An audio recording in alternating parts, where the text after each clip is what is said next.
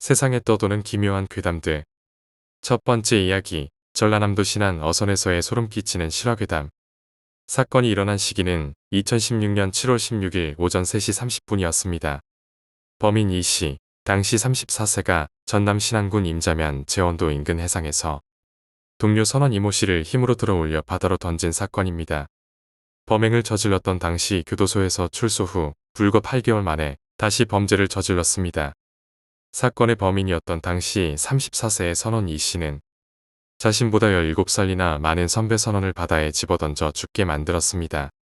범인 이 씨는 공갈죄 등으로 징역을 살다가 출소한 지 얼마 되지 않은 상황에서 마땅한 일자리가 없어 배를 타게 되었지만 거칠고 힘든 뱃일에 큰 스트레스를 받고 있었습니다.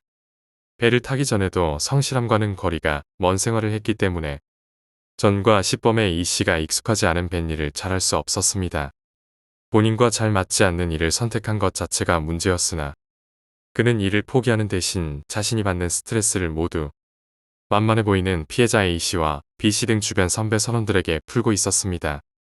그러던 중 사건의 중대한 요인이 되는 일이 발생했습니다. 범인 이 씨는 누나와 통화를 하며 선원일에 대한 불만과 푸념을 늘어놓았습니다. 그러나 전과자 동생이 일을 그만두는 게 무서웠던 것인지 아니면 이 씨가 벌려놓은 과거의 일들로 쌓였던 것이 있었던 것인지 누나는 힘들다는 이 씨의 말의 위로는커녕 쓰디쓴 독서를 날렸다고 합니다. 나 진짜 힘들다, 죽을 것 같다 이러다가 그것도 못 참아 그 정도는 참고 해야지. 아니 진짜 이게 장난이 아니라고. 나 진짜 이러다 죽겠다. 그냥 죽어버려라. 다른 분노 범죄 사건들이 그러듯이 이 사건 역시 피해자와는 전혀 관계가 없는 곳에서 범행의 도화선에 불이 붙었던 것 같은데 누나와의 대화 이후 범인 이 씨의 마음속에는 커다란 분노가 채워졌습니다. 문제는 그의 분노가 엉뚱한 이들에게 향했다는 것입니다. 그는 자신보다 무려 17살이나 많은 51살의 A와 다른 선원 B 등에게 막말과 욕설을 하는 등 수시로 괴롭혔고 이들은 배 위에서의 노동으로 인한 육체적인 고통뿐만 아니라 정신적인 고통까지 감당하게 되었습니다. 2016년 7월 15일 범인 이 씨가 뱃일을 시작한 지 딱 보름이 되는 날이었습니다. 이날 신안 앞바다에는 강풍특보가 예고된 상황으로 조업을 하지 않아 범인과 A 씨를 비롯한 선원 7명 모두 정박한 배 위에서 휴식을 취하게 되었다고 합니다. 뱃일은 고되기도 하지만 팀워크가 매우 중요하기 때문에 모든 선원들이 컨디션을 잘 조절하고 생활 리듬을 일정하게 유지하는 것이 매우 중요합니다. 그러나 범인 이 씨는 그런 것에 별 관심이 없었고 그냥 하루하루 때우기 바빴던 것 같습니다.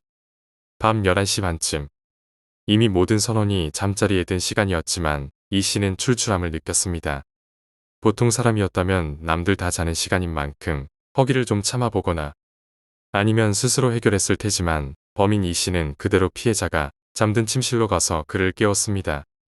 피해자 A는 자신의 휴식을 깬 것도 모자라 어처구니 없는 명령을 하는 이 씨의 행동에 짜증이 났지만 그것을 표출하지는 못했던 것으로 보입니다.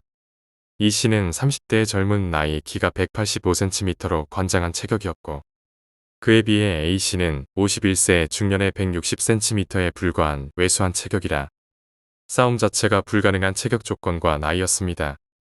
뱃일을 하는 동안 이 씨는 이렇게 체격적인 면에서 자신보다 현격히 떨어지는 사람을 골라 잔인하게 괴롭혔던 것 같습니다. 피해자 A는 라면을 끓이기 위해 침실을 나섰는데 이 씨는 같은 방에서 피해자와 함께 자고 있던 또 다른 선원인 B 씨에게 억지를 부리기 시작했다고 합니다. 이 씨는 B 씨에게 욕설을 하며 허리 부위에 주먹질까지 퍼붓고는 갑자기 침실을 나갔다고 합니다. A를 그냥 죽여버려야겠다. 식당에서는 A 씨가 가스레인지에 물을 담은 냄비를 올려놓고 물이 끓기를 기다리고 있었습니다. 이미 이 씨는 스스로 주체할 수 없는 분노에 사로잡힌 상태였습니다. 분노로 이성을 잃은 이 씨는 그대로 양손으로 A의 멱살을 잡아서 선박 끝에 있는 화장실 옆 난간까지 끌고 갔습니다. A 씨도 사태가 심상치 않음을 느끼고 반항해 보았으나 체격적으로 월등한 이 씨의 소나기에서 벗어날 수 없었던 것 같습니다. 왜소한 체격의 A는 살아남기 위해 그저 빌고 또 빌 뿐이었습니다. 피해자 A 씨가 어떻게든 이 씨의 화를 가라앉히기 위해 노력했으나 이 씨는 이미 A를 죽이기로 마음먹은 상태였고 분노에 눈이 뒤집힌 건장한 30대를 50대 왜소한 A 씨가 제압하고 살아남기란 불가능에 가까워 보입니다.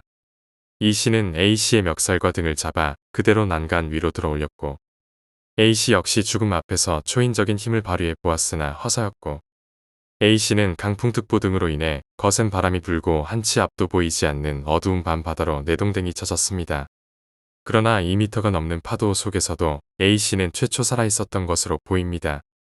살려달라는 A씨의 절규를 E씨는 그저 바라만 봤고 순식간에 피해자 A씨는 깊은 바닷속 어딘가로 사라졌다고 합니다.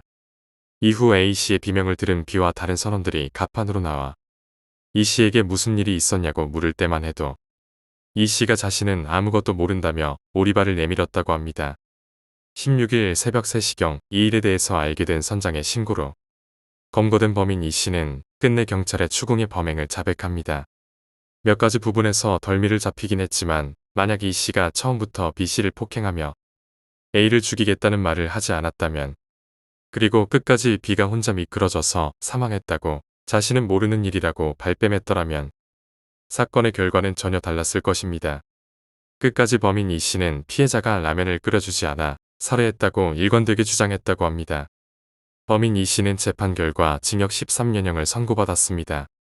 그는 1999년부터 2013년까지 수해에 걸쳐 양극성 정동장애 등의 정신질환으로 치료를 받아온 점, 범행을 인정하고 반성하는 점, 우발적으로 범행을 저지른 것으로 보이는 점 등이 유리한 점으로 참작 사유가 되었습니다. 범인 E씨는 재판 전까지는 경찰에게 검거된 이후에도 반성의 기색은 전혀 없었으며 유족들에게도 전혀 미안해하는 기색도 없었다고 합니다. 그리고 실종되었던 A씨는 사건 발생 5일 만인 2016년 7월 20일 오후 8시 반경 신안군 임자면 제온도 해상에서 한 어선의 그물에 걸린 채 발견되었습니다. 그때까지 미혼이었던 A씨의 장례는 화장터에서 친척들에 의해 진행되었습니다. 두 번째 이야기, 캠핑. 그땐 여름이었어요. 난 성인이 된 후로는 친한 친구들과 캠핑을 자주 가곤 했어요. 캠핑이 근사한 단어로 들릴 수도 있는데 난 모닥불을 좋아했고 그런 분위기를 좋아했어요. 그냥 놀러 가는 거였죠. 가끔씩 펜션이나 빌라를 빌리곤 했어요. 그날따라 사람이 많은 편이었지만 겨우 빌라 3층을 예약했죠. 그런데 친구가 다른 좋은 장소를 안다면서 거기서 4km쯤 떨어진 다른 빌라를 예약한 거예요. 이틀 전부터 챙기고 우리는 캠핑을 가기로 준비했죠. 도착해보니 다들 좋은 사람들이더라고요. 서로 노는 거 신경 안 쓰고 옆에 있던 작은 호수도 보고 했죠. 뭐 하고 놀았냐면 여자친구 얘기도 좀 하고 참고로 내 친구 중에 여자친구 있는 녀석은 없었어요. 재밌게 놀고 가져왔던 닭백숙도 좀 먹고 우리는 빨리 서로가 헌팅하는 능력이 있기를 바랐죠. 그때가 20대 중반이었으니까요. 뭐 라디오도 좀 듣고 하다가 어느새 저녁이 되었어요. 밤 7시가 넘어서 담배 좀 한 대 피우고 올까 하다가 친구 녀석한테 요 앞에 담배 피우러 간다고 말하고 8시 정도에 나갔죠. 바람 좀 쐬고 있는데 어디선가 이상한 바람이 불었어요. 그때는 몰랐는데 따스하면서도 간지러운 바람이었어요. 그래서 뭐 차가 지나갔나? 그냥 대수롭지 않게 생각했죠. 담배를 피우다 보니 주변에 사람도 없고 좀 으스스한 분위기가 들었어요. 그래서 대충 피우고 들어가자는 생각에 빨리 담배를 버리고 들어갔죠. 친구들을 보려고 문 열고 베란다 쪽을 봤는데 친구 2명이 앉아 있더라고요. 근데 좀 이상한 떨떠름한 표정이었어요. 내가 뭔 일 있었나? 라고 묻자 아까 어떤 아저씨가 시끄럽게 논다고 조용하라고 하고 갔어. 라고 하길래 신경 쓰지 말고 TV나 틀어봐. 그랬어요. 팟하고 TV 켜지는 소리 나고 화면이 나오고 있는데 베란다 쪽에서 이상한 소리가 들렸어요. 그래서 3명 다 시선이 거기로 갔는데 어떤 아저씨 얼굴만 보였어요. 너네들 조용히 해라 하면서 쓱 지나가더라고요. 한 3초간 다들 멈춰 있다가 그냥 TV를 보고 있었죠. 그러다가 내가 한 말이 절대로 잊지 못할 말이 되었어요. 아까 그 아저씨야. 친구들 모두 끄덕끄덕했어요. 너 빌라 예약 4층으로 했잖아. 세 번째 이야기, 충혈된 눈. 2006년도 여름 즈음이었을까. 상열이가 우리 동네를 떠난 날. 상열이 친구 성현이는 그때 당시 마을 아래 있는 달동네에서 자갈로 비석치기를 하는 걸로 유명했었어요. 둘이서 비석치기를 하고 나면 어느새 저녁이 되곤 했죠. 그때 우리 어머니는 가마솥에 밥을 한가득 해놓으셨고 난 걔들이 비석치기를 하러 가는 것을 보면서 산에 약초를 캐러 가곤 했어요. 어머니가 감기 기운이 있으셔서 오늘은 감초나무랑 비름나무를 좀 캐야 했어요. 그것도 넉넉하게 걸을 때는 좀 당당하게 걷자고 혼잣말을 중얼거리면서 등산을 했어요. 산 밑으로는 도로가 나 있는데 누가 뚫었는지 참 험하게도 뚫었어요. 차가 지나다니긴 하는데 잘 보이진 않을 정도였어요. 바위로 갓길을 대충 막아놓고 차의 추돌을 방지하는 듯 했어요. 내가 올라갈 때는 산 밑으로 검은 차가 한 대 지나갔고 그 다음엔 기억이 잘 안 나요. 올라가다가 수액이 나오는 나무를 발견했는데 조금 껍질을 벗겨서 먹으니 괜찮은 맛이 났어요. 혹시 몰라서 나는 맥가이버 칼을 갖고 다니는데 나무 껍질을 벗길 때도 쓰고 뭐 여러 가지 용도가 있어요. 아무튼 산을 이리저리 누비면서 다녔는데 멀리서 돌로 만든 집이 보였어요. 처음에 무슨 저런 데 집이 있지? 하는데 큰 집은 아닌 것 같고 겨우 잠을 잘 수 있는 정도였어요. 평소에 다니던 길이 아니라서 참 희한했는데 가면 무당이라도 튀어나올까봐 무서웠어요. 우리 마을은 무당 아줌마들이 가끔 기도하러 산으로 올라가거든요. 뭐 그래서 대충 한번 봐볼까 하는 식으로 나무를 헤집고 가게 되었어요. 돌로 만들었는데 여자가 만든 것 같지는 않았어요. 돌이 무겁고 바위로 돼 있어요. 그걸 쌓아 올리느라 힘들었겠다 하는 순간의 속에서 뭔가가 기어 나왔어요. 깜짝 놀라서 도망가려고 했는데 동물인 것 같았어요. 은신처가 없었는지 내가 가니까 숨어 있다가 나왔나 봐요. 그러려니 하고 그냥 그 집을 지나서 약초들을 찾고 있었어요. 그날따라도 약초가 안 캐져서 그냥 산 이곳저곳을 둘러보며 계속 걸어가고 있었어요. 곧 해가 지려 하니까 난 좀 서두르게 되었고 그러다가 여기서 자게 될지도 모른다는 생각이 들었어요. 가끔 가다가 산에서 자고 내려오는 경우가 있었어요. 이렇다 할 소득이 없을 때는 자고 나서 근처를 다시 찾아보는 게 이득이 되곤 했어요. 가끔 가다가 운이 좋으면 산삼이 나오기도 하고 그런데 그날따라 되게 멧돼지 같은 것들이 무서웠어요. 지금은 현대시대라서 동물이 많이 없긴 하지만 그때는 가끔 가다가 이상한 녀석이 나오는 경우가 있었어요. 그냥 바위 밑에서 자려 하는데 머리 위에서 음산한 기운이 드는 거예요. 처음에 무시하려 했지만 추운 데다가 가져온 담요도 별로 안 따뜻하고 그래서 바위 옆을 보게 되었어요. 근데 그걸 발견할 줄은 몰랐어요. 새끼리 나 있었어요. 풀을 누가 일부러 베고 만든 것 같았어요. 그때 당한 정신적 고통은 평생 잊지 못할 거예요. 새끼를 따라서 조심스럽게 갔는데 나무가 베어져 있고 초가집 같은 것이 보였어요. 그때는 가고 싶지 않았는데 너무 무서워서 그냥 가려 하다가도 이제는 다시 돌아갈 수 없다는 걸 깨달았어요. 그때 내 목을 잡고 질질 끌고 간 정체는 뭐였지? 내가 발버둥을 쳤지만 아무것도 할 수 없었어요. 내 덩치의 3배는 돼 보였거든요. 난 초가집 속으로 끌려갔고 이제 거기서 당한 일을 말하려고 해요. 방이 있었고 마네킹 하나가 시 눕듯이 서 있었어요. 그 덩치는 나를 방 안에 가두더니 빠른 속도로 사라졌어요. 얼굴도 검은색이고 옷도 허름하고 이상하고 난 양반다리로 방 안에 앉아서 이게 뭐지? 하고 생각했어요. 그러다가 문을 봤는데 나갈 수 없더라고요. 거기서 1시간쯤 있을 수밖에 없었어요. 덜덜 떨고 있는 상태였고 정신을 가다듬다가 벽에 난 구멍을 보게 되었어요. 아까부터 바람이 들어오곤 했는데 어떻게 나갈 수 없을까 하다가 갑자기 구멍에 눈이 보였어요. 도대체 누가 살고 있었던 걸까? 지금 생각해보니 그 산엔 전신주가 많이 있었고 가끔 전기 인간이 다닌다는 소문이 있었어요. 지금 생각해보니 그 눈의 눈동자 색깔은 매우 이상했어요. 초록색도 아니고 전기가 나올 때의 색깔. 그 뒤로 난 그 산에 가지 않게 되었어요. 부모님에게 빨리 도시로 가자고 말을 하곤 했어요. 집 근처에 있는 산이라도 거기는 가면 안 된다. 전기 인간이 산다는 강박관념이 생겼어요. 내가 그 산을 내려온 건 그 뒤로부터 이틀 뒤인 것 같아요. 공포에 떤 채로 누워 있었고 정신을 차리니 해가 떠 있었어요. 벽 밖으로 공사하는 소리가 들렸고 어디선가 트럭 소리도 들려왔어요. 내가 나가보니 전신주 공사를 하고 있었는데 도대체 내가 봤던 그 눈은 뭐지? 정말로 전기 인간이 살고 있는 건가? 4번째 이야기, 침대우괴. 지금부터 들려드리는 이야기는 동양의 이야기가 아닙니다. 서양의 이야기로서 민담으로 보이는 어떤 설화입니다. 다만 브라질과 같은 경우 나라 안에 아마존과 같은 엄청 거대한 숲이 있기 때문에 실화로 믿는 사람도 있습니다. 숲속으로 사람들이 들어갈 때는 흔히들 걱정을 하게 마련입니다. 게다가 한국에서 커다란 나무는 기껏해야 10m 정도지만 외국에는 20m가 넘는 나무들이 있습니다. A라는 여성은 유럽의 어느 마을에 거주하는 여성으로서 운동도 할 겸 숲속으로 들어갔다가 끔찍한 일을 겪었다고 합니다. 그것은 침대가 있는 방이었는데 그 흉가에 들어가자마자 수없이 많은 시체를 보면서 기겁을 했다고 합니다. 경찰에 신고하면서부터 이 이야기는 시작됩니다. 방 안에는 이상한 시체들로 가득했다고 합니다. 알고 보니 주변 마을에서는 숲속에 침대 괴물이 산다는 소문이 몇백 년 전부터 내려왔다고 합니다. 시체들의 모습은 하나같이 기괴했는데 엉덩이에서 출혈이 있는 것은 물론이고 정강이와 다리가 잘린 시체가 많이 나왔다고 합니다.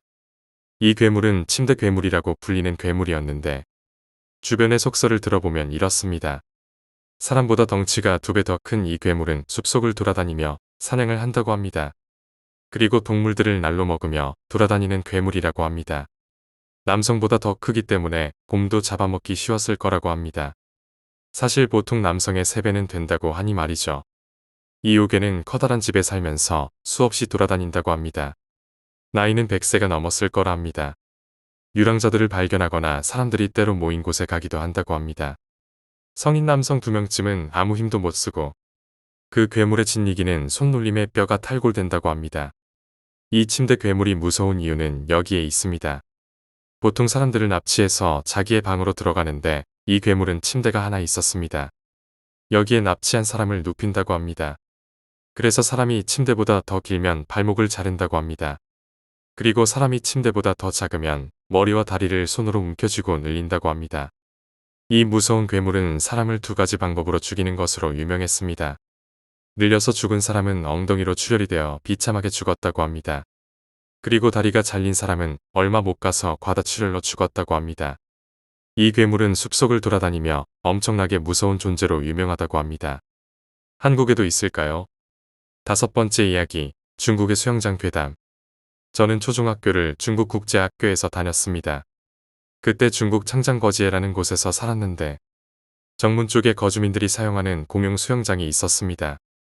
시설도 좋고 물도 깨끗하고 아는 사람들도 많던 친숙한 곳이었기에 저는 그날도 친구들과 함께 수영장에 내려갔습니다. 당시 활발한 초등학생이었던 저는 수영장에 가장 바닥까지 가는 것을 좋아했습니다. 친구들은 경주를 하고 있고 저는 바닥을 짚고 오자는 생각으로 숨을 크게 쉬고 물에 들어갔습니다. 그런데 오늘따라 숨이 막히더군요. 그래서 최대한 갈 수 있는 곳까지 가고 빠져나오려는 순간 무언가가 제 발목을 잡아당기는 느낌이 들었습니다. 제 발목을 무언가가 아주 꽉 잡고 있어 숨이 막히고 빠져나올 수가 없었어요. 저는 그 상태로 패닉에 걸려 물을 마시면서 발버둥치고 있었습니다. 그러던 순간 어떤 아저씨가 제 팔을 잡고 물 밖으로 끌어올려 주었고 저는 마침내 숨을 쉴 수 있었습니다. 저는 그 상태로 바로 친구들한테 가서 슈퍼마켓이나 가자고 말했고 옷을 갈아입고 수영장을 나왔습니다. 하지만 어느 날 저 사건이 일어나고 몇 주 뒤에 수영장에서 또 다른 사건이 일어났습니다. 제 또래 중국인 여자아이가 수영장에서 익사했다는 것이었습니다. 여자아이의 시신이 수습되고 수영장 앞에 정문에 여자아이의 사진이 걸리고 꽃들이 놓여 있었는데 저는 정말 공포감을 느꼈습니다. 몇 년 뒤에 상하이 근처 도시로 이사를 가게 되어 지금은 어떻게 되었는지는 모르지만 그때 이후로 저는 구명조끼 없이는 수영을 좋아하지 않습니다. 대체 그날 제 발목을 잡아당기던 것은 무엇이었을까요? 6번째 이야기, 바닥의 그들. 많은 공포책의 소재로 이용되기도 했던 이야기입니다. 이 같은 류의 이야기는 일본의 히로시마와 나가사키에 핵폭탄이 2방 떨어진 이후로 더 잘 알려져 있습니다. 왜냐하면 바닥이나 벽의 스키드 마크와 유사한 자국들이 사람 얼굴로 보이기 때문입니다. 실화로 알려지기도 했던 이 이야기는 사실 유럽의 어느 가정에서 200년 전 정도에 처음 일어났던 일이라고 합니다. A씨는 어느 날 자기 집에 부엌에 갔다가 놀라운 일을 겪었습니다. 결국 초자연 현상 전문가에게 이 일을 의뢰하게 되었는데 부엌의 바닥에서 사람 얼굴이 자꾸 나타났다가 사라지고 또 생기고 했던 것입니다. 이 얼굴은 대리석의 마블링이나 흔히 자동차 사고 때 많이 쓰는 단어인 스키드 마크와는 달랐습니다. 얼굴의 모습이 선명하고 아주 여러 명의 얼굴이 나타났던 것입니다. 사실 세계 2차 대전 때 미국은 히로시마현과 나가사키현이라는 곳에 핵폭탄을 투하했습니다. 근처에 있던 시민은 몸이 증발하여 죽는 끔찍한 사고였습니다. 사람들은 벽이나 바닥으로 스며들기도 했습니다. 이와 같은 것들은 벽과 바닥에 사람의 형체를 남겼습니다. 그리하여 이와 같은 벽이나 돌이나 바닥 등의 사람 모습이 보이는 설화는 유명해지게 되었습니다. 전쟁 때 죽은 자들의 원한인지 아니면 바닥에 매장되어 죽은 자들의 얼굴이 나타났는지 아무도 알 수 없다 합니다. 많은 과학자들은 얼굴의 모습을 보고 진짜 사람으로 인정했다고 합니다. 집에 혼자 살고 부엌 바닥에 얼굴이 보인다면 공포스러울 것이 뻔합니다.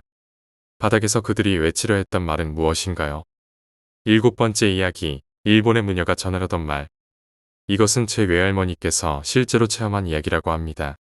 어렸을 적 이 이야기를 처음 들었을 때 등줄기가 오싹했던 기억이 있습니다. 먼저 말해두자면 당시 외할아버지와 외할머니께서는 각각 다른 침실을 사용하고 계셨습니다.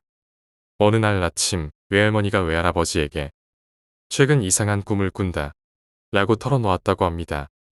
외할아버지께서 어떤 꿈이냐고 물으니 자고 있으면 어떤 존재들에게 머리카락을 밟힌다 라고 했답니다. 그리고 그 발은 외할머니의 몸을 본뜨듯 딱 달라붙어서 걷는다고 합니다. 또 그중 몇 명이 머리 주변에 머물러 집요하게 머리카락을 밟아대는 통에 고통은 느끼지 않아도 상당히 불쾌한 기분이 든다고 합니다. 외할아버지는 기분 나쁜 이야기라고 생각하면서도 괜찮아, 어차피 다 꿈이야. 너무 신경 쓰지 마. 피곤해서 그런 걸 거야. 라고 외할머니가 평소 피로가 쌓인 것을 염려하는 말을 했을 뿐. 그 이후에는 딱히 대수롭게 생각하지 않았다고 합니다. 그렇게 며칠이 지난 어느 날 외할머니가 진지한 얼굴을 하고 외할아버지에게 말했습니다. 아무래도 꿈이 아닌 것 같아. 외할아버지는 또 그 소리인가? 라고 내심 흥미는 없었던 모양이었지만 외할머니의 진지한 얼굴을 보고서는 왜 그렇게 생각하는데? 라고 물었습니다. 그러자 외할머니가 이야기를 털어놓았다고 합니다. 요전에 말했던 얘기에 그 다음이 있어 머리카락을 밟힌다는 이야기뿐만이 아니야. 그뿐만이 아니라니. 사실 머리카락을 밟힌 뒤면 반드시 쓱 하고 벽장 문이 열려. 그러고 나면 털썩하고 위에서 내려와. 내려와? 내려온다니 뭐가? 무녀님이 내려오셔. 외할아버지는 이 말을 들은 순간 깜짝 놀라서 입을 다물어 버렸다고 합니다. 무녀님이 내려온다는 이야기는 아무리 봐도 꿈이라고밖에 생각되지 않았기 때문입니다. 그런데도 그것을 꿈이 아닌 것 같다고 진지하게 말하는 외할머니를 보고 걱정스러운 마음이 들었다고 합니다. 노이로제라도 걸린 게 아닌가 하고 진심으로 생각했다고 합니다. 그런 외할아버지의 생각을 눈치챈 것인지 외할머니는 나 멀쩡해 현실인지 아닌지 확실히 확인해 봤으니까 라고 말했습니다. 외할머니의 이야기에 따르면 벽장문이 열리면 위에서 무녀님이 내려온다고 하는데 긴 흙발을 늘어뜨려 위아래로 격렬하게 흔든다고 합니다. 워낙에 격렬하게 흔드는 통의 조용한 방 안에는 흔들흔들하고 머리카락이 흔들리는 소리가 기분 나쁘게 울려 퍼졌고 얼굴을 보려고 해도 대량의 긴 머리카락과 격렬한 움직임. 물론 어두웠던 탓도 있어 남녀 구분조차 할 수 없을 정도였다고 합니다. 그저 무녀님이 입는 흰색과 빨간색 하카마 차림을 하고 있어서 여자겠지라고 생각했을 뿐이라고 합니다. 처음에는 꿈이라고 생각했던 외할머니도 며칠을 같은 광경을 보는 것에 의문을 가지게 되어 어떤 행동을 하게 됩니다. 무녀님이 내려오는 벽장문을 꽉 닫아놓고 그 사이에 종이 조각을 한 장 끼워 놓습니다. 자기가 자고 있는 틈에 누군가가 벽장문을 여닫으면 이 종이 조각은 당연히 바닥에 떨어질 것입니다. 그리고 또 하나 이 꿈에 대해 마을의 다른 친구에게 이야기한 적이 있는데 속는 셈 치고 가지고 있어 라는 말과 함께 받은 부적을 베갯머리에 놓아두고 자기로 했습니다. 그리고 잠에 빠져들 즈음 외할머니는 기분 나쁜 소리에 눈을 뜨게 됩니다. 아, 역시 또 나타났군 라고 생각하며 벽장 쪽을 보니 그곳에는 무녀님이 내려와 있었고 평소와 같이 머리카락을 마구 흩뜨리고 있는 것이었습니다.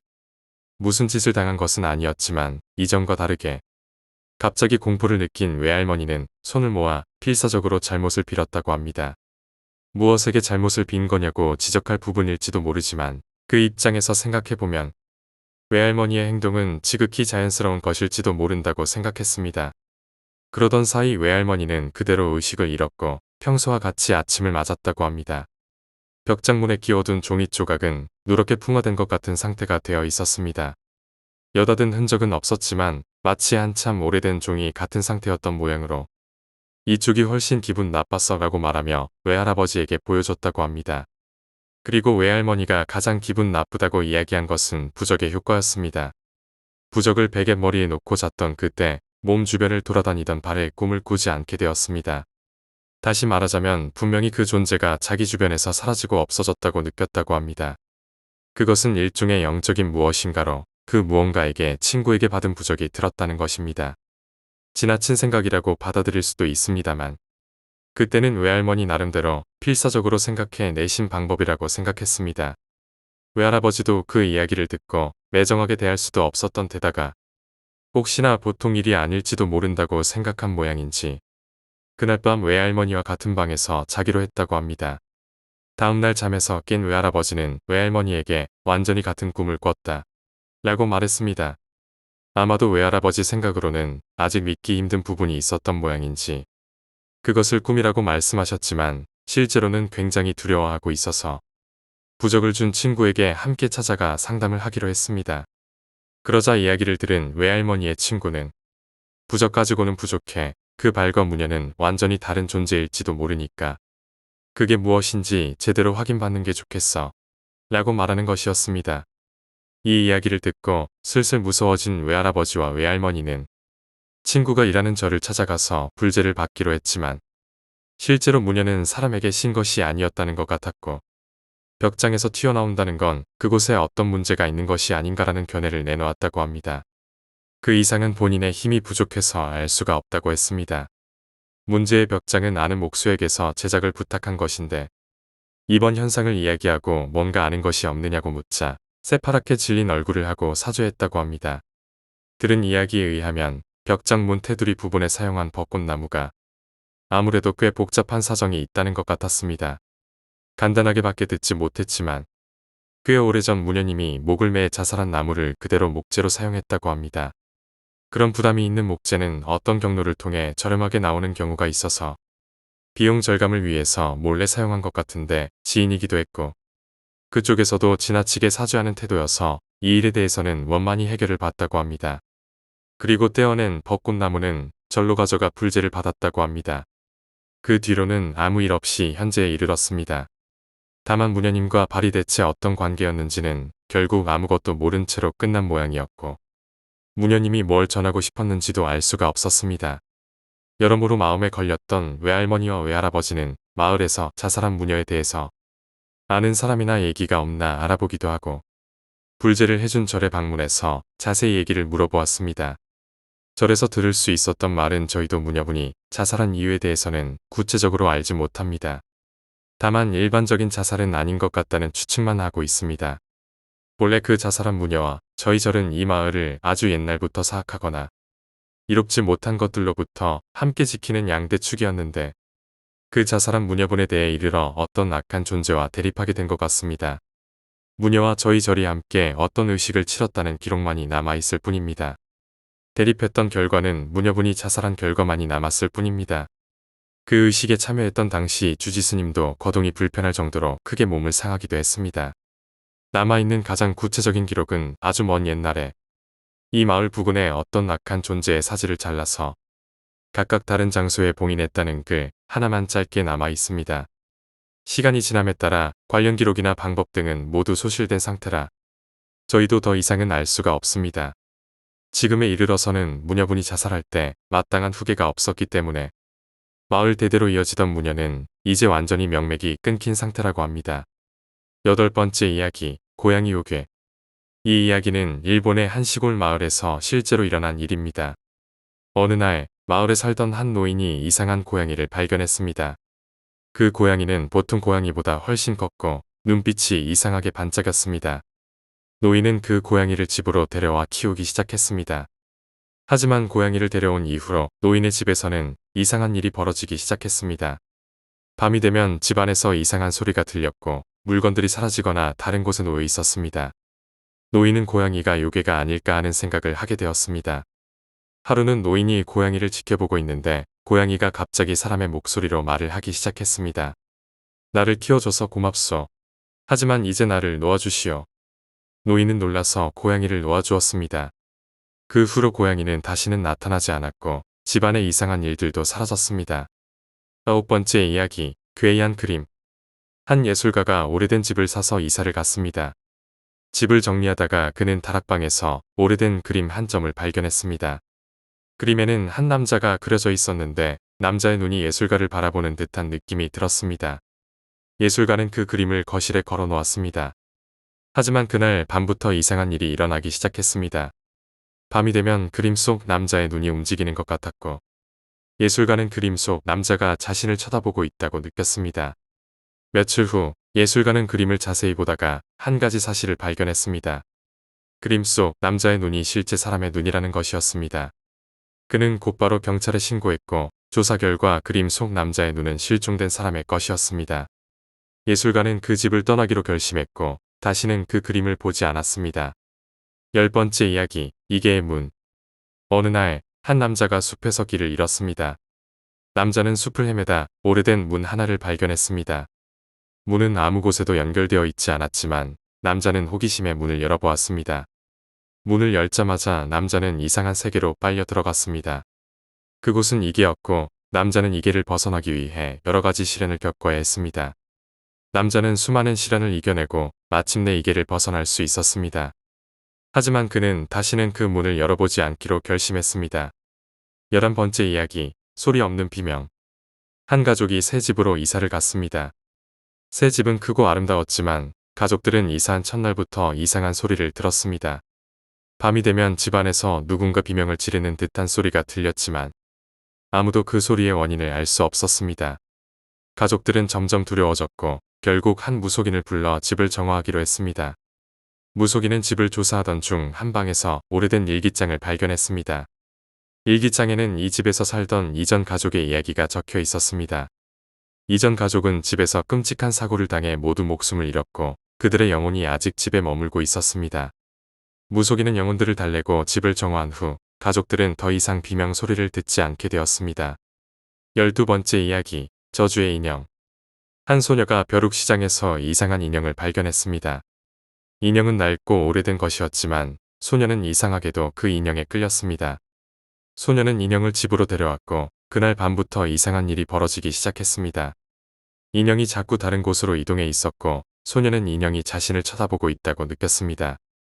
소녀는 무서워서 인형을 버리기로 결심했지만 인형은 자꾸 집으로 돌아왔습니다. 결국 소녀는 인형을 불태우기로 했고 인형을 불태운 후로는 더 이상 이상한 일이 일어나지 않았습니다. 13번째 이야기, 계곡으로 캠핑 간 대학생들. 여름방학을 맞아 한 무리의 대학생들이 다 같이 모여 캠핑을 가기로 했습니다. 예정대로 계곡에 도착하여 텐트를 치고 점심을 먹으며 화기애애하던 그들이었으나 갑자기 태풍이 몰아치기 시작했습니다. 분명 날씨 예보까지 꼼꼼히 확인했고 이런 태풍에 대한 뉴스도 본 적도 없었기에 모두 크게 당황한 사이 바람은 더더욱 거세지기 시작했습니다. 결국 텐트를 걷고 모두 차량에 타 가장 가까운 건물로 피신하려 했습니다. 하지만 정말 뻔하게도 GPS도 휴대폰도 먹통이 되고 길은 뻘밭이 되어버렸습니다. 차바퀴가 빠져 오도 가도 못하는 절망적인 가운데 일행 중 하나가 산등성이에서 빛을 보았습니다. 짜증과 쾌활함이 어중간하게 섞인 짧은 은은 끝에 일행 하나가 비옷을 입고 빛의 정체를 확인하러 갔습니다. 잠시 후 비옷에도 불구하고 거의 팬티 밑까지 촉촉하게 젖은 채로 돌아온 그는 테마파크 라고에 하나 아무튼 빛이 들어온 건물을 보았다고 말했습니다. 그곳의 주인인가 관리자인가 하는 사람을 만났는데 그에게서 태풍이 끝날 때까지 머물러도 좋다는 허락까지 받아왔답니다. 필요한 물품들을 간략히 챙기고 일행 모두가 지랄 맞은 태풍을 뚫고 올라가기 시작했습니다. 그래도 머무를 곳이 생겼으니 영 답이 없던 상황보다는 좋아져서인지 유쾌한 개드립을 치며 올라가는 이들도 있었고 입을 놀리지 않는 사람들은 속으로 시발시발 거리며 산을 올랐습니다. 개드립파 일원 하나가 넘어져 시발파로 전향한 것을 빼면 별 문제 없이 일행 전부 건물에 도착했습니다. 뭐지? 러브호텔이라고 보기엔 지나치게 화려하네라고 누군가 생각했습니다. 뭐야, 러브호텔이냐? 누군가는 입 밖으로 그걸 꺼냈습니다. 러브호텔은 아닙니다. 일단 어서 들어오세요. 인터콤이 말하자 문이 열렸습니다.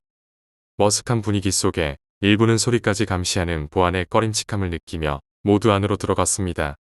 안은 생각보다 깨끗한데? 조용히 좀 해. 주인장이 그 드립을 알아들으면 더 머쓱해지잖아. 이렇게 누가 생각만 했습니다. 그리고 생각보다 더 놀라운 곳이죠. 우리 캔디랜드에 오신 걸 환영합니다. 흑인 총잡이가 복수를 위해 돌아올 것 같은 이름이네. 여기가 뭐 테마파크 비슷한 곳인가요? 테마파크 비슷한 곳이 아니고 테마파크입니다. 사실 아직 정식으로 상호는 등록하지 않았죠. 다들 푹 젖으셨는데 갈아입을 옷이 있으시다면 저기 화장실을 이용해 주세요. 갈아입고 직원 휴게실에서 쉬시면 됩니다. 정말로 친절한 직원분이 있어서 정말 다행이었습니다. 모두가 옷을 갈아입고 곧 기분이 좋아졌습니다. 뭘 하든 안까지 푹 젖은 비옷을 입고 있는 것보단 낫죠. 싸구려 비옷은 심지어 거의 판초의 수준이었거든요. 짐을 직원 휴게실에 풀고 휴식을 좀 취했더니 다들 말이 많아졌습니다.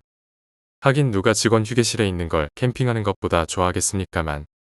어쨌든 시간 내서 온 건데 하늘의 변덕으로 계획을 조지다니. 그래도 폭우에 아무도 안 다친 건 다행이지만 내 캠핑이 이렇게 개노잼이 될 리 없어. 스마트폰과 수다로 시간을 때우던 가운데 똥이라도 한 판 지르러 간 줄 알았던 개드리파이로가 소식 하나를 들고 돌아왔습니다. 아까 그 지배인 분한테 여기 뭐 즐길 거 없냐고 물어봤더니 아직 미개장이라는 거야. 안전검사랑 시운전 끝내셨다는데 진짜 뭐 할 거 없냐고 물어보니까 그럼 특별히 여길 체험하게 해주시겠대. 잘했지 않냐? 모두가 저게 진상짓이라고 생각했지만 테마파크 선 체험은 솔깃한 얘기였습니다. 대신 신발 사이즈만 알려달래. 그러면 맞은 사이즈의 신발 가져다 줄 테니까 그걸로 갈아 신어달래. 모두가 신발이라기보단 장화에 가까운 걸 신고 밖으로 나왔을 때 방어벽이 모두 올라가 있고 시설들에 불이 들어오고 있었습니다. 그리고 그 모습은 마치 캔디랜드 말고 초콜릿 공장이 더 어울리겠네. 사탕과 초콜릿, 과자로 이루어진 동산. 거기에 시소나 미끄럼틀은 물론이고 회전목마나 미니 코스터, 범퍼카 등의 어트랙션도 좀 있네요. 윌리 원카를 몰랐다면 헨젤과 그레텔에게서 모티브를 얻었다고 설명했을 텐데 아쉽게 되었네요. 어느새 지배인이 나타나 말을 했습니다. 지배인이 설명하길 매우 사실적인 설탕, 초콜릿 공예로 만든 방을 체험하는 카페가 원 계획이었는데 어쩌다 보니 원카 짝퉁 테마파크를 건설하게 되었다고 합니다. 콘셉트 카페 플러스 뷔페 플러스 테마파크가 다 합쳐진 곳이라고 보시면 됩니다. 코로나 때문에 개장이 계속 늦춰졌죠. 저희 5명 이상인데 그러면 장사하면 안 되는 거 아니에요? 당연히 불법인데 이 친구가 정말 끈질기게 부탁하셔서 체험시켜드리는 겁니다. 어차피 여기 과자들도 재개장할 때 다 새로 해야 하니까 마음껏 드세요. 아휴 진상 새끼 평소에도 그러더니만 그래도 이번엔 고맙다. 앞에는 원리 원카 동산 그리고 면전에서 허가를 받았으니 대체 뭘 더 기다릴 소냐? 하고 달려가는 두 놈이 한심하면서도 이해는 갔습니다. 이 두 사람을 선두로 모두 당당하게, 쾌활하게, 우아하게, 조심조심, 쭈뼛쭈뼛, 신중하게 동산으로 들어갔습니다. 그리고 모든 일행이 즐겁게 즐겼습니다. 누구는 좀 덜 즐겼지만요. 쭈뼛쭈뼛과 신중하게, 그러니까 나요. 쭈뼛쭈뼛은 당뇨가 좀 있어서 여기서 함부로 단 거 먹으면 몇 자리 찾으러 가야 하고 나는 애초에 여기에 제대로 된 설탕이나 초콜릿을 썼겠냐. 방부제 듬뿍 넣고 단가 오지게 싼 걸로 도배했겠지라고 생각했습니다. 하지만 그도 재미가 없다고 거짓말은 못했습니다. 아무리 당으로 에너지를 채워도 결국 체력의 한계로 느긋하게 회전목마나 타던 이로 쾌활하게 우아하게 3인방은 맛도 괜찮고 시설도 괜찮은데 집에 돌아가면 찍은 영상으로 홍보 좀 해줘야겠다며 시시덕거리던 와중에 우아하게 밑으로 뭔가가 떨어졌습니다. 대수롭지 않은 소리였지요. 뭔 소리 안 들려? 내가 무거워서 이게 감당을 못하나 보다. 무슨 소리야 그게. 갑자기 젤리빈들이 한 무더기 우아하게 밑으로 쏟아지더니 신발이 떨어지고 우아하게가 넘어졌습니다. 뭐야, 괜찮냐? 쾌활하게가 우아하게를 부축하러 목마에서 내려온 순간 갑자기 우아하게가 숨 넘어가게 비명을 질렀습니다. 놀라서 모두가 돌아봤을 때 우아하게를 부축하던 쾌활하게는 우아하게의 바지가 텅 빈 것처럼 축 늘어져 있다는 걸 깨달았습니다. 그녀의 다리 하나가 사라져버렸습니다. 우아하게는 패닉을 일으켰습니다. 다리 하나가 갑자기 사라져버린 충격에 울부짖던 그녀의 가슴 하나가 갑자기 쭉 처졌습니다. 그러더니 흘러내리듯 순식간에 미끄러져 내려가서 위도 산벨트 위에 걸렸습니다. 호흡이 가빠진 그녀는 허둥지둥대며 윗옷을 바지에서 뺐습니다. 탱글한 젤리덩이가 그녀의 배 위에서 미끄러져 바닥에 철퍼덕 떨어졌습니다. 이게 뭐야? 이게 뭐냐고. 진정해. 제발. 빨리 구조대를 불러. 전화 아직도 먹통이야. 주인 아저씨를 찾던 1호가 넘어졌습니다. 아니 무너졌습니다. 바삭한 과자가 갈라지는 소리가 나더니 장단지가 갈라지고 발목부터 그는 무너져 내려갔습니다. 껍질이 부서지며 안에선 초콜릿 캔디가 한가득 쏟아져 나왔습니다. 하반신이 무너져 내리면서 반사적으로 몸을 받치기 위해 내린 손과 팔은 바닥에 부딪히며 그대로 뭉개졌습니다. 매우 사실적인 케이크였습니다. 뭉개진 케이크가 밀어 올려지며 그대로 어깨가 떨어져 나갔고 그의 몸을 잡아줄 것은 아무것도 남지 않았습니다. 얘들아, 살려줘. 하반신이었던 쿠키 부스러기 더미 위에서 울먹이는 그의 몸이 앞으로 기울기 시작했습니다. 모두가 움직일 수 없었습니다. 그의 몸은 천천히 45도까지 기울더니 와장창 순식간에 넘어지며 머리가 깨져버렸습니다. 2명이 비명을 질렀고 1명은 과호흡을 하며 마구 흐느끼고 있었고 나머지는 미동조차 하지 못했습니다. 이게 대체 무슨 상황이지? 이건 정말 현실인가? 정말 환상적인 테마파크 아닙니까? 여러분, 갑자기 지배인이 나타났습니다. 너 무슨 짓 한 거야? 여러분 먹고 마시는 게 피가 되고 살이 된다는 말 들어보셨습니까?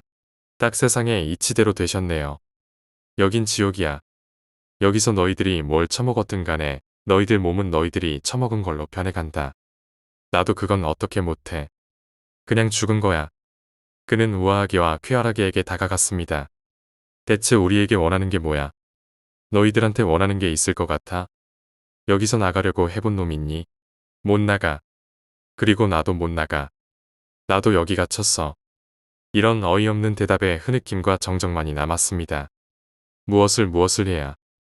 너희들 중에 과자 안 먹은 사람. 쭈뼛쭈뼛과 신중하게가 눈치를 보더니 신중하게 먼저 손을 천천히 들었습니다. 어느 한 군데가 부서지는 것을 걱정하는 마냥 천천히 귀 높이까지만요. 쭈뼛쭈뼛도 따라 손을 들었습니다. 너희들은 나 따라와봐. 다 법는 새끼들하곤 달리 너희들은 답이 있으니까. 둘은 주저했으나 신중하게 먼저 발을 뗐습니다. 너 진짜 저 새끼를 따라갈 거야? 쾌활하게가 물었습니다. 그럼 어떡하게? 가야지. 저 새끼 허튼 짓 하면 죽여버려. 쭈뼛과 신중은 그를 따라갔습니다. 남은 일행은 굳은 거 마냥 몸을 조금도 움직이지 않고 눈만 굴려 그들이 떠나는 모습을 지켜보았습니다. 그들은 비상구로 보이는 곳을 열고 층계참을 내려가기 시작했습니다. 내려가며 지배인은 자신이 알아낸 것에 대해 설명했습니다. 이곳의 절대 규칙은 먹은 게 피가 되고 살이 된다. 다행히도 숨 들이켜서 공기 마시는 건 처먹는 걸로 안 치나 봐. 참 자비롭지 않냐? 점점 내려가면서 구조물이 콘크리트에서 옛 돌벽으로 변해갔습니다. 축축한 공기와 이끼들로 둘러싸인 가운데 그들은 철창들을 지나쳤습니다. 철창 안에는 마스코트, 그나마 가장 부르기 적합해 보이는 무언가들이 갇혀 있었습니다. 저놈들도 참 불쌍해. 사탕 처먹고 사탕 되는 거 보고 버티고 버티다가 사탕만 아니면 되겠지 하고 허기에 뭘 잘근잘근 씹다가 그게 피와 살이 된 놈들이야. 이 지옥은 참 명확해. 결국 사람은 먹을 거 없이 못 버티는 거 알고 허기를 견디려고 하는 헛짓거리들도 잘 알아. 결국 여기 부속품으로 만들지. 저 새끼들 역할이 뭔데요? 몰라. 저 새끼들 질감이 솜이나 면이던데. 마스코트라도 만드나 보지. 내가 여기서 나가려고 조사 좀 했는데 저 새끼들 조사하는 데에는 시간 그리 안 썼어. 그러면 여기서 어떻게 나가나요? 설마 우리를 희생시키려는 건 아니죠? 난 여기 6년 갇혀 있었다.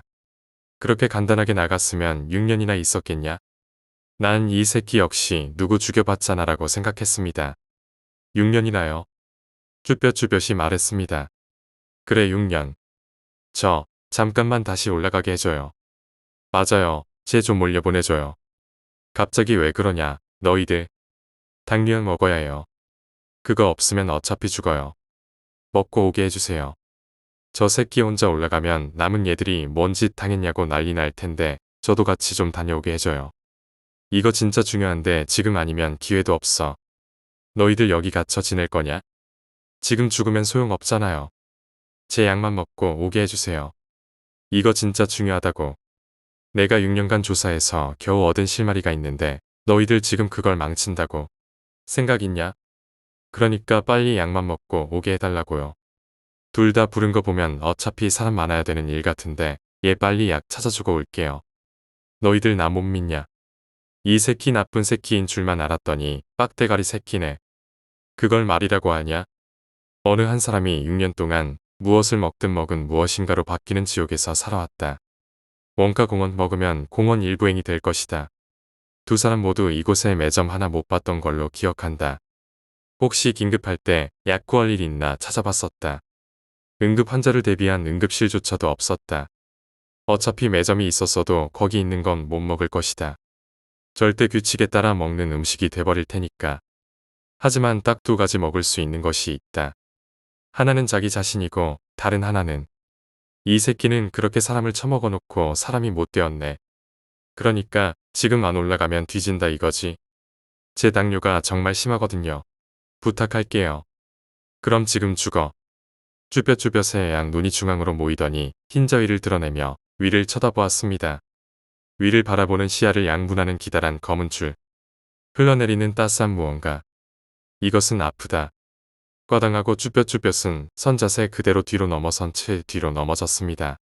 그의 미간에는 중식도가 박혀 있습니다. 와, 너희들 내가 숨겨놓은 칼 눈치채서 그 지랄한 거 아니었냐? 피할 생각도 안 하네. 신중하게 다리가 풀렸습니다. 두 차례나 쿵 소리가 나서인지 옆에 마스코트도 울부짖었습니다. 무심코 고개를 돌리자 보인 마스코트는 피와 살코기 그리고 뼈로 이루어진 몸을 지니고 있었습니다. 손과 면. 그것은 늙은이의 솜털이 돼버린 머리카락 마냥 머리에 조금 붙어 있을 뿐이었습니다. 신중하게는 중식도를 잡았습니다.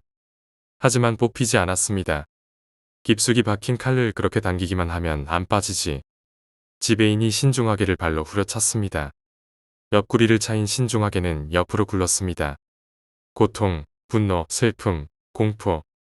일어나야 할 이유도 일어나야 하지 말아야 할 이유도 많았습니다.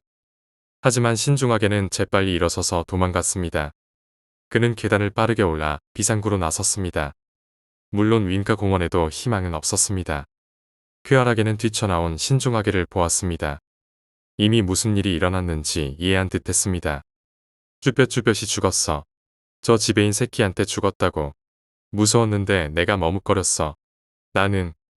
그러나 바싹 마른 혀는 움직이지 않았습니다. 우아하게는 죽었어. 아니 사실상 죽은 거라고 해야 하나. 그녀의 몸은 호흡만을 잃지 않았을 뿐. 이미 이곳저곳 젤리나 사탕이 되어 흘러내려 옷은 헐렁하다 못해 축 늘어졌습니다. 눈알은 딱딱한 젤리가 되었습니다. 왼쪽 눈은 흘러나왔고 오른쪽 눈은 아직 그녀의 눈구멍에 매달려. 이제 오른쪽 눈도 없습니다. 그녀는 머리카락이 없습니다. 팔도 없습니다. 어깨에는 큰 구멍이 있을 뿐입니다. 무언가 소리가 목에서 나오는데 이게 울음인지 말인지 모르겠습니다. 모르겠습니다.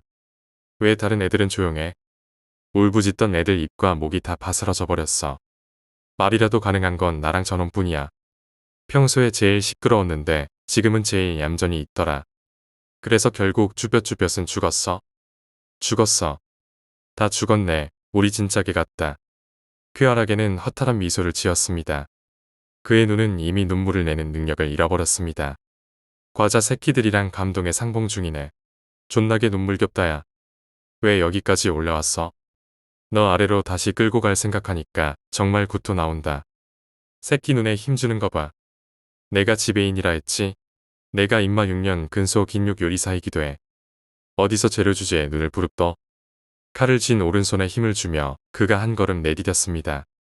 지금 내려가면 좀 덜 아프게 끝내줄 테니까 우리 좋게 좋게 가자.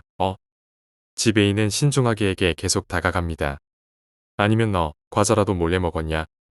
그런 꼼수 쓰는 새끼들 때문에 내가 고기는 냉동고에 좀 보관했다 먹어.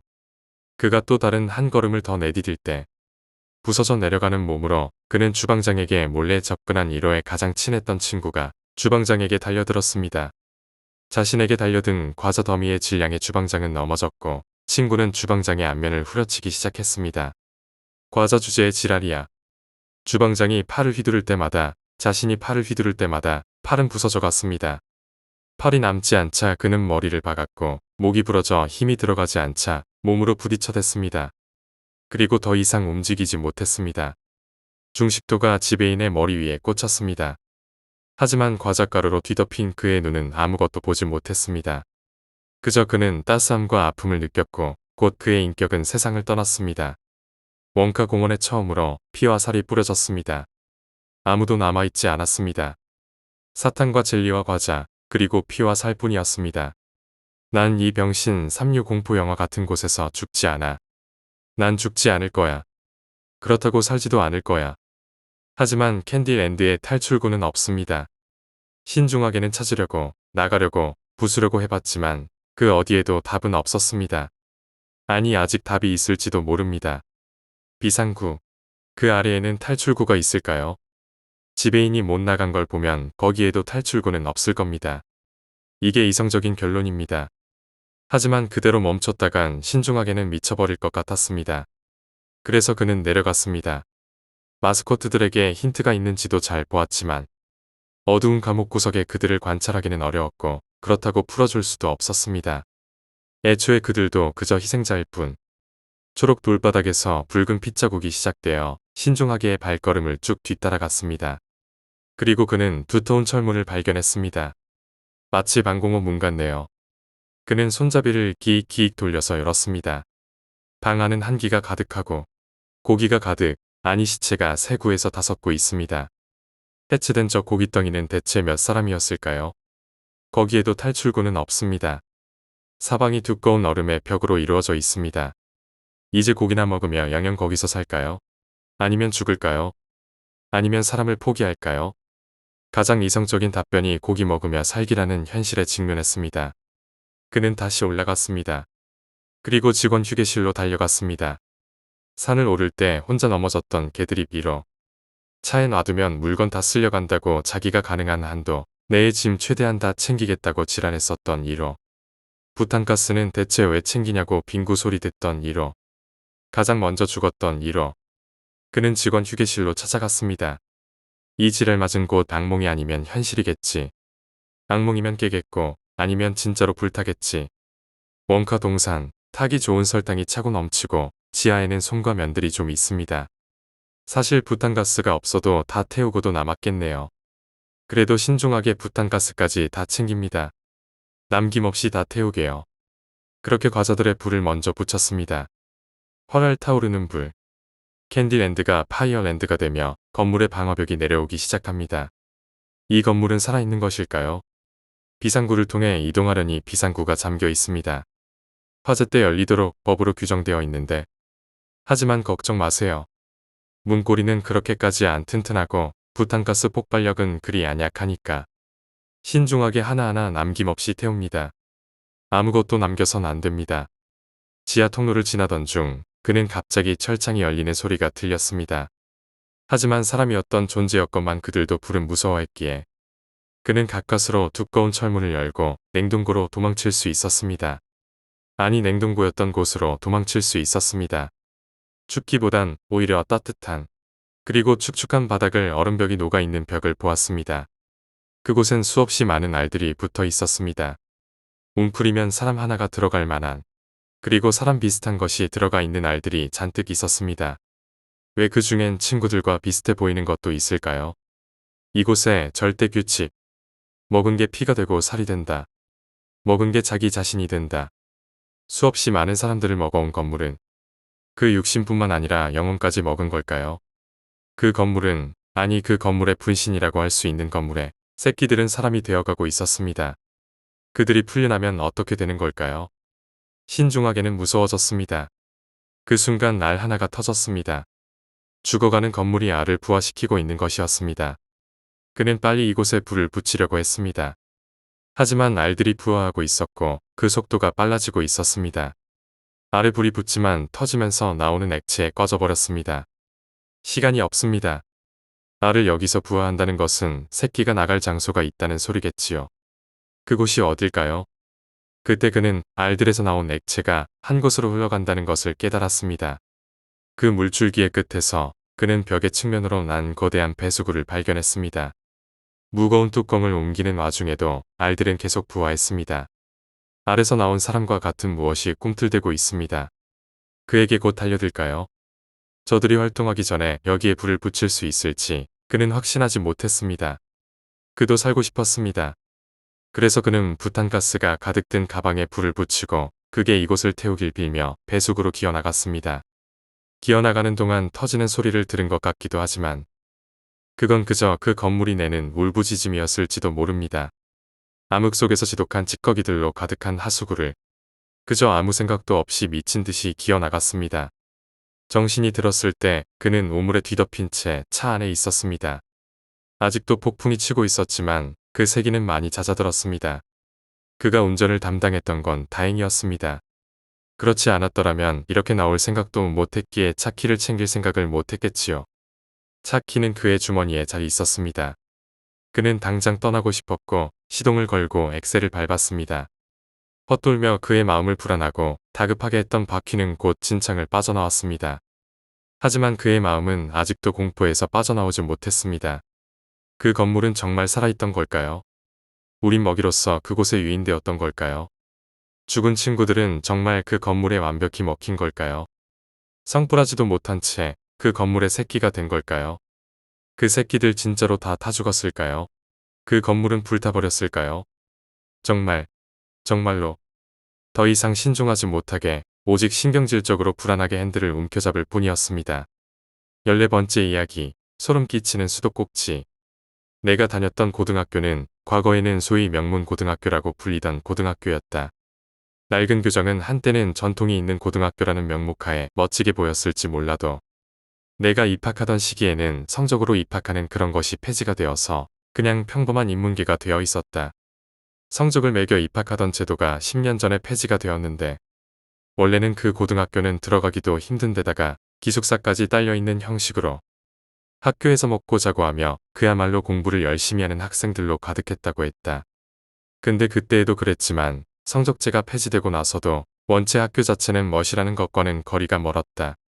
오히려 음산하다면 음산하달까? 내가 그곳을 다니면서도 느낀 건 무겁고 축축한 그러나 서늘한 무언가였다. 학교의 절반이 그늘지곤 했는데 보통 그늘이라 함은 시원하기 마련인데 그늘이 저도 항상 느끼는 건 시원함이라기보단 축축한 느낌의 서늘함이 느껴졌다. 이게 무슨 개소리냐면 정말 내 짧은 너휘력으로는 그런 설명밖에는 되지 않았다. 학교가 그래서였을까?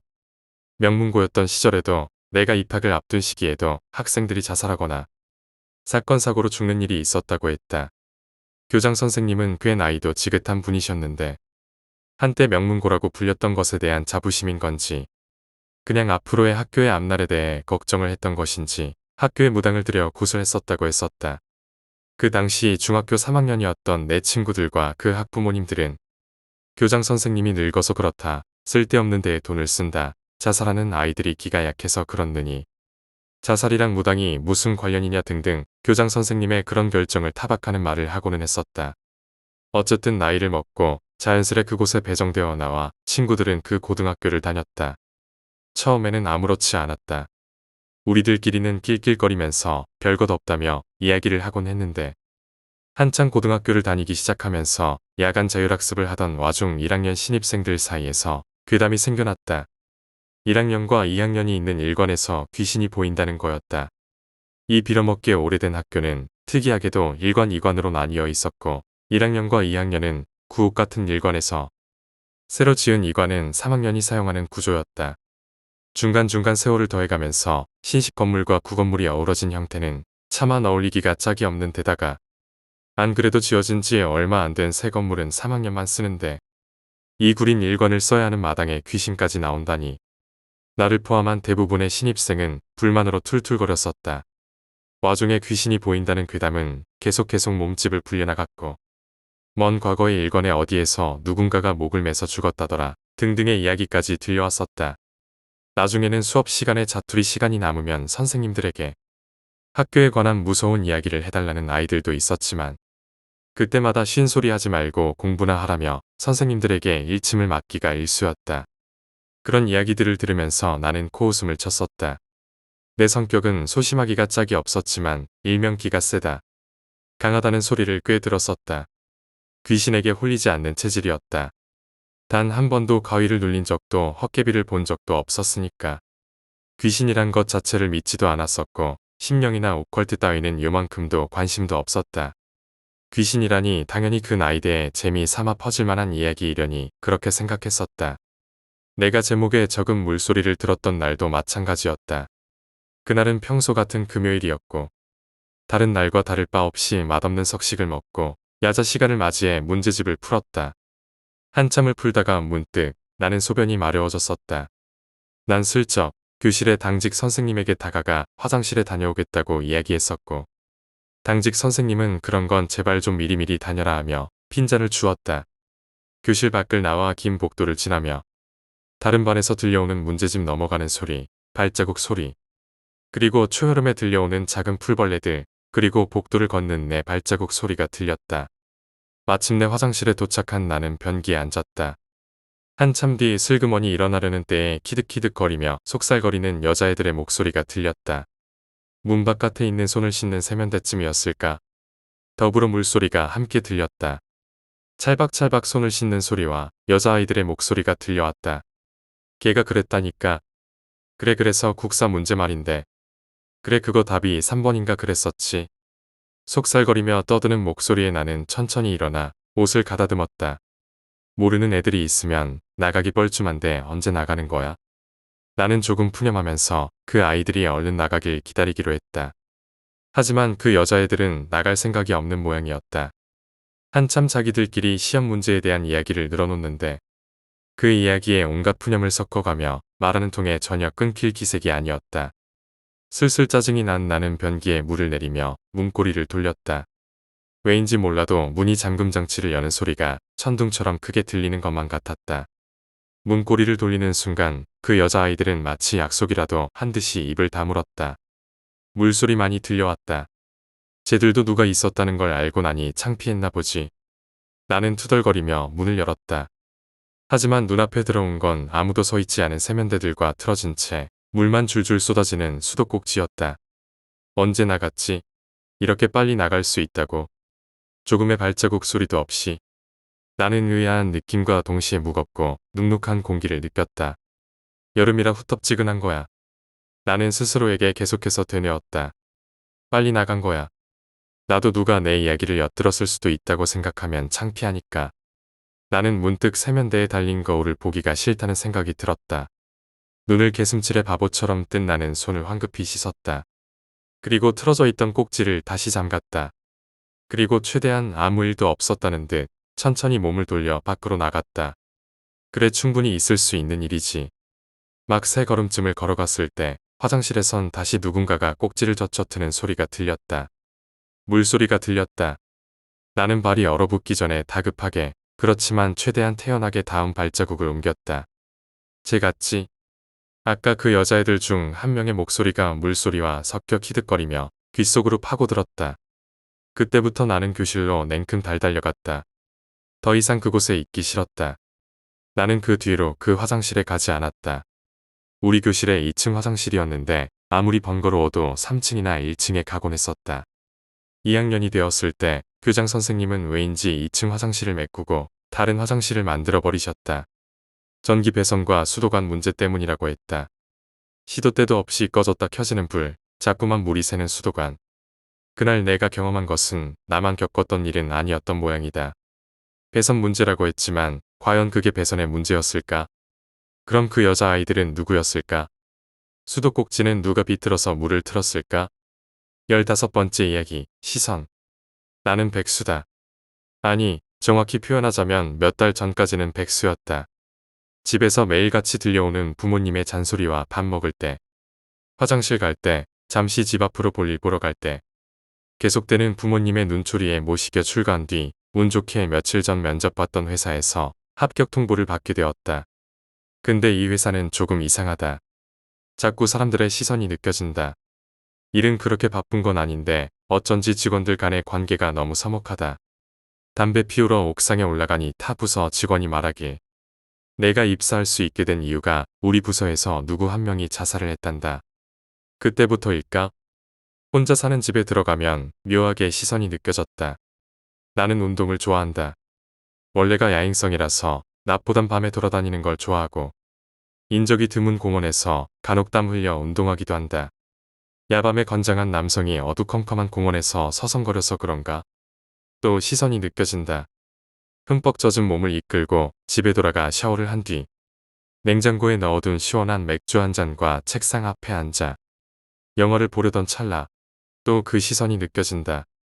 다음날 아침 출근하려는데 집 앞이 한산하다. 이웃집 사람에게 물어보니 최근 연쇄살인이 일어났다고 한다. 그러고 보니 최근 자주 가는 공원에서 야밤인데 봉투를 들고 다니는 수상한 사람을 몇 번 보긴 했었다. 어쨌든 엄청 시끄러운 게 보통 일은 아닌 듯하다. 토막살인이라나? 신체 여러 부위가 아직까지 발견되지 않았다 한다. 주변의 시선을 받으니 속이 메스꺼린다. 얼른 회사 쪽으로 발걸음을 옮긴다. 회사에 도착하자마자 밀린 업무를 보니 머리가 지끈거린다. 커피 한 잔을 타와 마시면서 일을 하니 어느 정도 괜찮아진다. 갑자기 시선이 느껴진다. 오늘 직원 대부분 타지로 외근을 나가 업무가 많이 밀렸단다. 머리가 다시 지끈거린다. 집에 도착하자마자 짐을 풀어헤친 뒤 다시 공원으로 나갈 채비를 한다. 이상하게도 오늘은 집에서 이상한 시선이 느껴지지가 않는다. 공원에 도착해 다시 땀에 흠뻑 젖을 정도로 운동을 한다. 머리가 맑아지는 것을 느낀다. 이래서 운동으로 스트레스를 푼다고 하나 보다. 집으로 돌아가 샤워를 마친 뒤 냉장고에 든 맥주를 꺼내 책상 앞에 앉아 영화를 보려고 검색하는데 수많은 시선이 느껴진다. 이번에는 좀 이상하다. 장롱 문을 닫는다. 문이 기름칠이 덜 됐나 보다. 최근에 느꼈던 그 시선은 기름칠이 문제였구나. 16번째 이야기, 멍함. 무더운 여름날. 조금은 덥지만 전기세가 비싸 에어컨은 꺼둔 채로 창문을 열어두고 잤다. 여름이라 그런지 반려견과 반려묘가 같이 침대에 올라와 잘 때면 안정감을 느끼곤 했지만 오늘은 따로 자고 싶다. 핸드폰으로 이리저리 동영상을 탐색하다 이내 잠이 든다. 어디서 많이 본 장면. 우리 집이다. 꿈인지 현실인지 구분 안 가는 정황 속 갑자기 쿵 소리가 난다. 깜짝 놀라 이리저리 살펴보지만 방 안에는 나와 같이 있어야 할 반려견과 반려묘는 보이지 않는다. 다시 들려오는 쿵 소리. 그리고 미친 듯이 문을 긁어내는 소리. 그리고 이내 반려견이 미친 듯이 짖기 시작한다. 반려묘도 하악질을 하기 시작한다. 방 안에 홀로 남겨진 나는 이 상황이 너무 무서워 불을 켜지만 불이 안 들어온다. 식은땀이 흐른다. 시간이 얼마나 지났을까? 갑자기 눈앞이 핑핑 돌기 시작한다.